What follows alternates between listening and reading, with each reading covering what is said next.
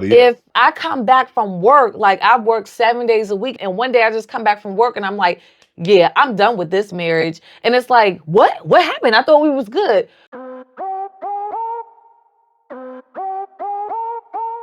How you guys doing today? You tuned into About This Love podcast with myself, Dale, and my beautiful wife, Sherelle. Say what's up to the peoples. What's up, people? As always, you already know what I'm gonna say. Coming at you from Be More, where you can be more. That's a new tag for 2025. Be more where you can be more. I know she don't like that joint, but I love it. We love it here at About This Love. But I think on today's episode, we really wanted to focus on what we were doing in preparation just for marriage and our dating. And in the first two episodes, I mean, there were three. The first one we just gave a general statement about what we wanted to talk about, and then part two we talked about intentionality, and in part three we talked about just creating boundaries that would both protect you and the other person. But in today's episode, we really want to just talk about what we did to actually just prepare for a spouse. Because oftentimes I feel like people say that they want one thing, but there's no preparation in their life that really says that they want that. One of the things that I mentioned on last episode is just becoming what it is you want. You know, my wife spoke about how what briefly some of the things that she did and some of the things that she cut out in her life because she wanted to become what she wanted. Oftentimes I feel like we want something, but we're not willing to become what it is we want. You know, That's good. I, That's good. I'll start off with this. I mean, I had a good friend who was dating someone and they were saying how, they didn't like that the person did this and did that and engaged in these activities and kind of consumed certain types of media and content. But then as I'm listening, I was like, it actually had me stop and think about how did I feel like I was ready to even receive somebody who was in the Lord and also in a relationship. What were some things that I had done? And so that essentially had became my advice to my friend. And we've heard this before from online therapists and self-proclaimed relationship gurus. What in you have you corrected or what? well, not corrected, but what is it in you that keeps attracting those same type of people? And so when you say that, I mean, because oftentimes we can get into like a victim mindset of like, well, this person did that to me, that person hurt me, my last relationship hurt me so bad. And it's like, oh, why are all these people, I'm a woman, so it's like, why are all these men this way? And it's just like, what in you keeps attracting that?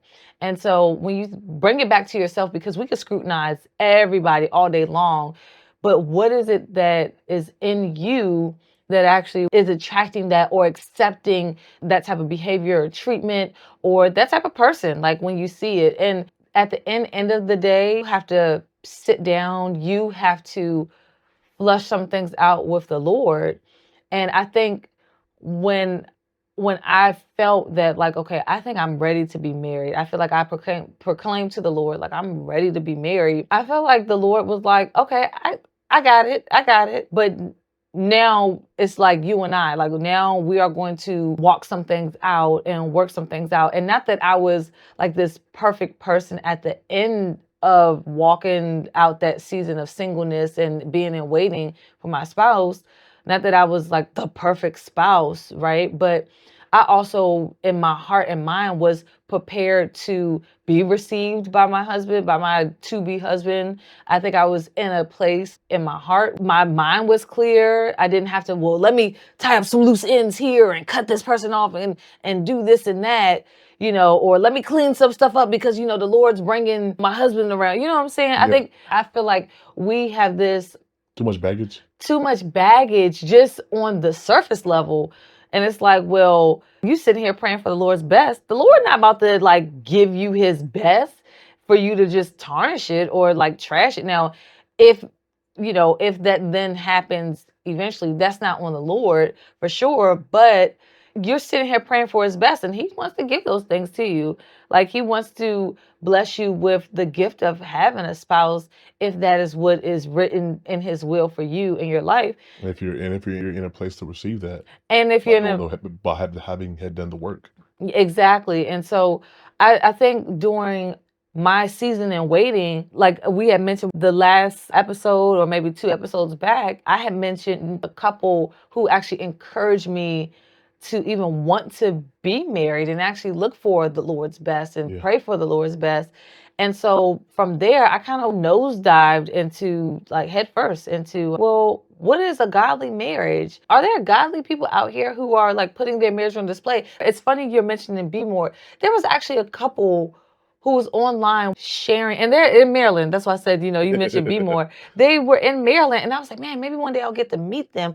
But I listened, I spent my free time consuming the materials that they had to put out there. Some of the things that they actually shared that they actually did in their marriage, I do in my marriage. Like the wife really was encouraging to me at that time because she was like, yeah, praying with your spouse and anointing them with oil while he's sleeping. And remember to pray for your husband.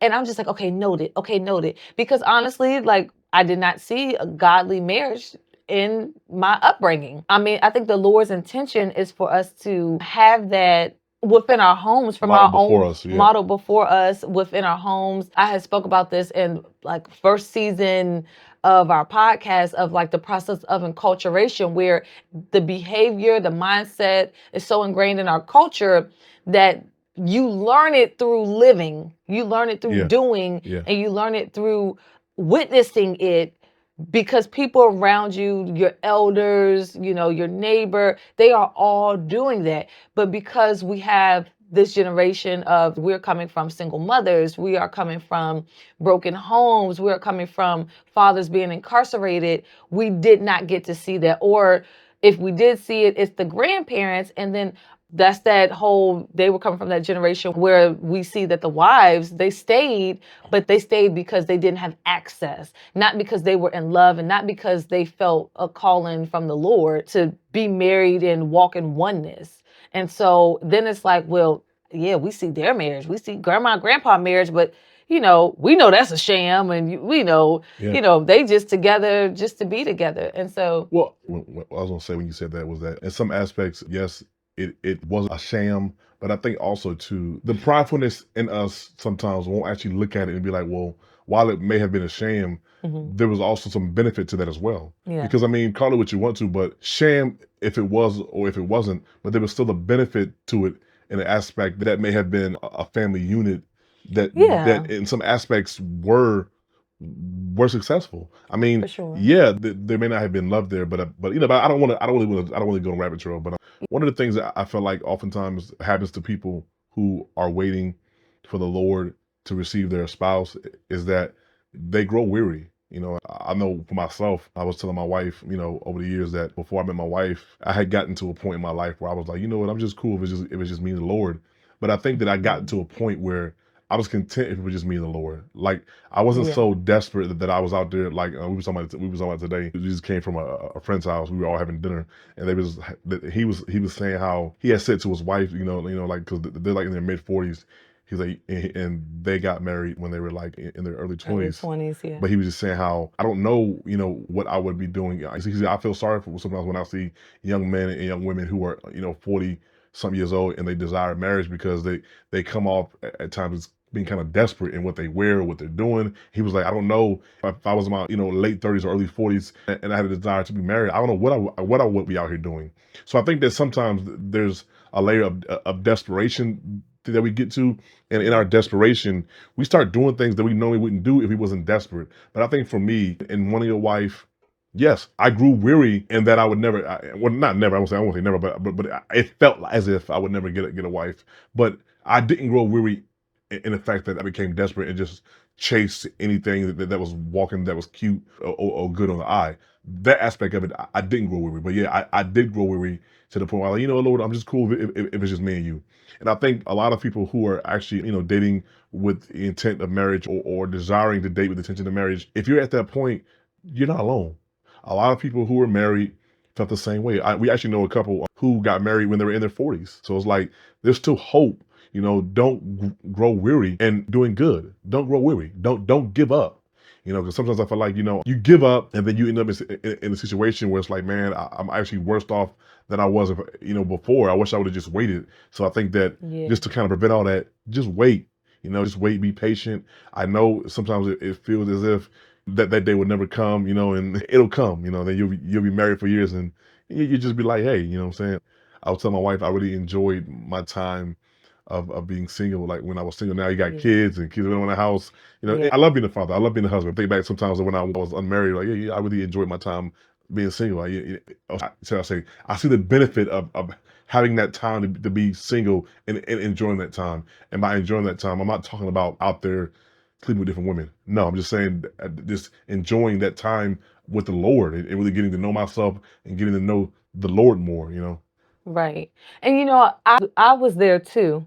Before I met you, I think it was about 6 months before I met you. And I remember telling my good friend, I think we were like holding each other accountable to like what we're doing with our time. And, I was telling her, I had just got off of a fast. And I remember calling her, coming from a fast, you feel so good, right? Yeah. And you're like, oh, I got all these nuggets from the Lord. And, and so it was coming from that fast. And this was probably like, the longest fast I had done like to date, like by that time. And I remember calling her and I said, you know what? My mind has never been more clearer. And I feel like if it's just like me and you, Lord, it's just me and you. Yeah. And, until the end of my days. And I think in that season of waiting, that season was actually very necessary, not only to work on myself, but to really hone in on my relationship with the Lord. And I think the reason why the Lord kind of put me there in that season of waiting is really important. It added on to our marriage because while we were in marriage counseling, I got really offended at some advice I was given. I was told that, yeah, you're marrying this dude, and yes, he loved the Lord, but he's not mature enough to really walk you through some things on day one. And I was just like, what? I mean, that's why I married him. I feel like I feel like you're pretty strong in the Lord. Like, what you mean? And so I think it brought it back to reality when I started to see some things kind of unfold, not just in you, but within our marriage. Like being married to you is not the end all be all. So the fact that like there are believers who idolize marriage, there are believers who think that life begins when I get married, and it's like no, the Lord's been like, life begins when I give you life. Life ends when I take your life. Because, that's when you get people who say, if I can't, I can't breathe if you're not by me. And, we have these strong feelings. And hear me out. It's beautiful. It's poetic. And I mean, shoot, I wish we still walked around talking like that. You know what I'm saying? But it's borderline. But it's idolatry. Idolatry is what it It's is. idolatry because ultimately you can put your spouse above the Lord, which we do. And then once you see the reality of your spouse, the humanity in your spouse, and even in yourself, it's almost like, then we go back to the Lord. "Oh, Lord, I mean, this surely couldn't have been the one, you know? We were actually having that conversation today. Me and again, we was some friends' house, but we were talking about how oftentimes people put people in a high place that they don't belong. Whether it's a Chris Brown or a Diddy or Beyonce or whoever celebrity you want to use, we put them in a high place that they don't belong. At the end of the day, they're just a singer or an actor or a Yeah. poet or a guitarist. That's it. But we, in our efforts to want to have something to idol worship, we put these Bama's in a high position. And when they do things or do something heinous, we like, oh, can't believe how they would do that. He's just a singer. She just a rapper. He's just a guitarist. Like you don't know these Bama's personally. And I think that it's funny because like today we actually were talking about it. We were like, yo, like that's actually true. Like we don't think that way. Like these Bama's are just regular people who have a position of notoriety where it's like like I said, they're a person of notoriety. It's like, but they just like me and you. They just got millions of dollars and everybody know who they are. Hold on. They're not like me and you if they got millions of dollars. Yeah, What you're saying. I think like that sometimes we can put not only our spouse also too, but men and women of God that we deem who are like the pastor or the apostle or the bishop or whoever. We can put people in a high position that God only really deserves. Like, yes, we should give people a level of honor, And reverence. always, and reverence of always. But at the end of the day, they're not God. You know what I'm saying? I think that's one of the things that I've had to wrestle with over the years. I tell my wife, sometimes when I've come across people in my life who know and love as believers and find out that they may have done something, foul, it's like at the end of the day, like they're just a man or a woman. That's it, and I'm getting more upset with myself for putting them in a high place that they don't deserve, or that they shouldn't be placed in. Me and my wife, we're on YouTube or TikTok or wherever you see us at or view us at, but don't put us in a high place. Like you don't know us personally. Do Yeah. not put us in a high place. You know, I know it's human nature, but I'm telling you, don't put us in a high place. You know, we're just people on the internet giving our advice and just giving our experience about marriage as it relates to the Lord. But I think at the end of the day, that's as far as it should go as Yeah. it relates to how you view us. Yeah, because I mean, honestly, like I think that's what a lot of people are facing now. Like I feel like we're in a season where everyone that we kind of put as an idol are being brought down. And so not to go off topic, but we can do that with our spouses. And so kind of back to why I said like that season of being in waiting really should be a season where you are preparing, because once you come from the honeymoon phase, which we had determined through some different articles that it can get you through quite a few years in your marriage. But once you come off of that and you start to see the humanity in your spouse, God's like, yeah, I've been just waiting for you to like circle back. Come down off your high. Come back down. And, you know, I had to tell a family member a few years ago, I said, do you think I put my faith in Dale? No, I don't put my faith in Dale. Yes, I love him and I have hope that he would like achieve great things within that I could be a witness to and I could attest to and praise the Lord for. But, you know, the second I put my faith in you, like I've already lost, if that makes sense. And it's not like a win-lose thing, but I've already missed the mark in the Lord. Yeah, I was gonna say and I said, you know, because when this Bama fails me, when this Bama lets me down, when this Bama hurts me and breaks my heart, because let's be honest, we do not want to say it before we get married, but there will come a time where the person that you chose to spend forever with will break your heart repeatedly. And I'm sure I've done some things or said some things that is heartbreaking to you. So I'm not like, you know, just saying that. Yeah, I'm not trying to villainize you at all. But you are though, but continue on. Well, you know what I'm saying? But honestly, like it's when that happens, it's almost like the Lord is reminding you that this is like the thorn in the side, but it's also a reminder that, oh yeah, I need to go back to you, Lord. He cannot be my everything. And yes, all the love songs tells you that you want that. I want him to give me the world, and or you know, I give you the world. I want to be your everything, and you know, and it's like I said, I want to love that poetic side of marriage. I do. I mean, my friend told me a few weeks ago, oh, you're such a hopeless romantic. And I'm like, I am, man. I really am. But the Lord had to break me down off of that. And it's just like, you know, you can't live there because Reality. you're going to be disappointed every time. And not that there's not like sweet moments, and not that there can't be a lot of sweet moments, but then it's like, oh, I still got to check in with you, Lord. And I think that's what's helping us carry it through. You ever see that movie, Not Easily Broken? I feel like I had something familiar.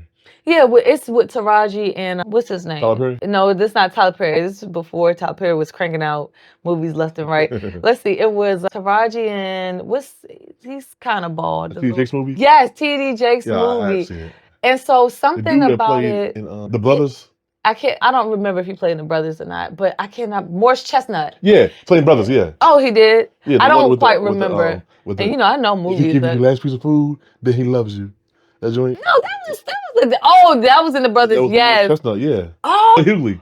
Oh, okay, Yeah. okay. See, we got Right having there. that movie night. Yeah, but excuse me. So in that movie, it was something so like it comes off cliche, but it was very pivotal during their wedding. TD Jakes was like their pastor in that movie, and so he had married the two, and he had kind of put like a rope around them or a shawl or something, kind of tying them together. And so he was like, you know, this represents the Lord. That has to be the one that keeps you together. And you see in the movie, and yes, I know it's like depicting it, but I'm like, no, I know it's a movie and they're acting this out, but you see how they played it out in the movie where the Lord has to be your foundation and your anchor. And while in waiting, if you are not making the anchor in your life, what did we say earlier? Like, if I'm not making the Lord an anchor in my life, when we separate from one another, as far as when my spouse goes to work, when he goes to hang out with friends, when he goes to visit family, everything in this world we already know naturally pulls us apart from one another. Yeah. What are you meditating on? What is holding you Because you in this marriage? Because you said to me earlier, you would hate for me to have to I guess you to tell me one day like, hey, I ain't happy in this marriage. I'm about to fall Yeah, out. I mean, Like and what? be completely That blindsided blindsided. Yes. if I come back from work, like I work 7 days a week, and one day I just come back from work and I'm like, yeah, I'm done with this marriage. And it's like, what? What happened? I thought we was good. Well, the Lord's not my anchor. I hadn't been faithful even to the Lord. Of course, I won't feel like I can be faithful to you. Even if I lacked faith at some point, because we all struggle or waver Yeah. sometimes. And that's why you have the scriptures that encourages you to do well, Weary. don't grow weary and Yeah. well doing. We have scriptures in James. Remember when I was saying I was just feeling kind of a certain way? You referred me back to James. That was the Lord's strength within you that was able to redirect me back to the Lord. Yeah. And I think if you didn't have that faith and I was sitting here like kind of low in an area or in a season, if you didn't have that, you wouldn't be able to redirect me as my spouse. And also too, like I think really, to the audience, really goes back to like when you're desiring a wife or a husband, are you actually doing the work to prepare yourself to receive him or her? And I feel like oftentimes, like, because I've just heard different people talk about wanting to be married and wanting a wife or a husband, but then they say things like, "Well, I don't trust nobody," and I'm Yeah. like, I scratching my said head, that. like, you don't trust nobody, like, so why do you want to get married then if you don't trust nobody? And while it's good that you can identify why you don't trust anybody, I think the real work is required. Well, why don't I trust anybody? Yeah. And I think that that's something that you have to and should investigate with a counselor or a therapist or a pastor, somebody in your life who you look up to. You know what I'm saying? I think that oftentimes in the Black culture, it's taboo to go see a therapist. But it's like if you're somebody that's saying that you desire marriage and you also can say I don't trust nobody, I don't think marriage is something you should be thinking about at that particular time. Put that marriage on the back burner and you focus on or investigate why you don't trust, kind of with the help a therapist or a counselor, somebody walking with you, figure out why don't you trust somebody, you know what I'm saying, or why don't you trust people. And that's kind of the work of the preparation that most people don't do. Some people do it, but a lot of people, they don't do it until they come into a marriage or a relationship with issues or baggage. And I will say, when we got married, a lot of the men of God told me, yes, there will be some things, that you enter into marriage with, that your spouse is going to unfortunately be affected by whatever has happened to you. That's husband and wife. That's just human nature. But Yeah. it's some things that, if possible, you should work on as much as you can. And I think the very foundation of any relationship, especially a marriage, is built on trust. So if you can say, I don't trust anybody, then why would you want to get married at that particular point in your life? Yeah. Why? What's the point? Well, Is it, are you looking for financial help? You looking for help with the kids? Like, I mean, you know what I'm saying? Questions that I would ask myself.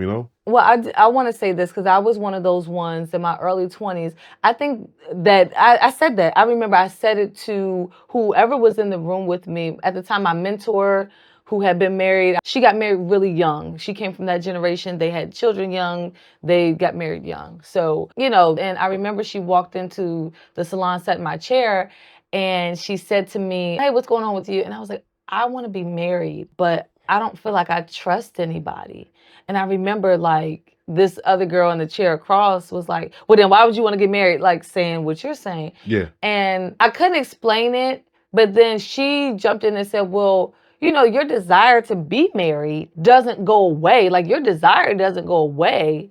But, because there's so many things to not trust. And, you don't have, no one has shown you either how to trust or shown you that they can be trustworthy, is why you have that like insecurity." And she's a therapist. She was a therapist. She's since passed. But, I remember that conversation and I was like, okay. So she validated, she said what you said as well. Like, yeah, I don't think you should get married. But then again, it's like, who are you in a relationship with? Like, it was almost like, you talking to somebody? Are you talking to? And it's Yeah. like, oh yeah, I get it. When you start to have those insecurities, even with the person that you're engaging with and trying to consider, is this the one? Is this the Lord's best for me? I think that being prayerful about, Lord, make it clear. Please make Yeah. it clear to me. And also, like you said, work on yourself and Lord, help me through this. because like I said, I think I still probably dealt with a little bit of that distrust. And I feel like, kind of back to what I said before, I feel like on day one of meeting you, I felt like I heard the Lord say it clearly to me. And that might have been the Lord making it clear for me so that I To prepare can your heart. to prepare my heart. Yeah. Not that I needed to do anything as far as like making sure you seen me and making sure you knew I'm I wife saw you. material. You know what I'm saying? I didn't have to do anything extra to prove to you that I'm your wife and the Lord, orchestrated this. And no, but I think that the Lord said that knowing that I probably just needed to hear that. So then I could be open to receiving Yeah, you. yeah. Yeah. And on our next episode, we're gonna really dive into God will send you a husband or wife, but it won't be in the package or the form that you may think that you want or what you like or your preference. I think that that's kind of what we'll focus on the next episode, because I feel like oftentimes I hear people say, well, he got to be this or she got to be that. And I'm like, so if God send you somebody that's not what you just said, you totally miss them. And I feel like that's an issue, because it's like God not gonna send you what you want. God's gonna send you what you need.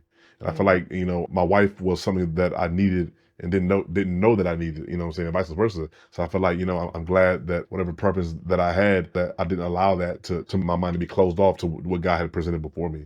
So thank you guys for tuning into this episode. We really enjoyed the conversation. I love I'm talking about marriage. My sister-in-law is actually about to get married. I've been actually like kind of excited. Yeah, I want to get married. I don't know. I like young love. I like young love. It's just like, marriage is like, it's bittersweet. It's sweet because it's like, yo, you finna start life together with somebody. That's your person. And the bitter part is like, y'all gonna clash like crazy just because of the differences that two people just have when they come together. And it's not a bad thing. Yeah. It's like, because in that clashing, like early on in our marriage, I feel like we did like a lot of, not, I won't say petty, but got mad about a lot of small stuff. But like now you think, man, you're like, man, I don't even care. Like now, like 10 years later that I've been with my wife, it's like I look back and be like, man, why would I trip about that for? Like, I care. Like, I don't even, my point is, all of that is that I don't take it personally anymore. You be like, whatever, just kind of just roll off your back like water on a duck's back. So thank you guys for tuning in to today's episode. As always, you can find our episode anywhere where podcasts can be ingested. If you want to watch the video, check us out on YouTube. Please subscribe to our YouTube channel, TikTok. Until next time, peace. Peace.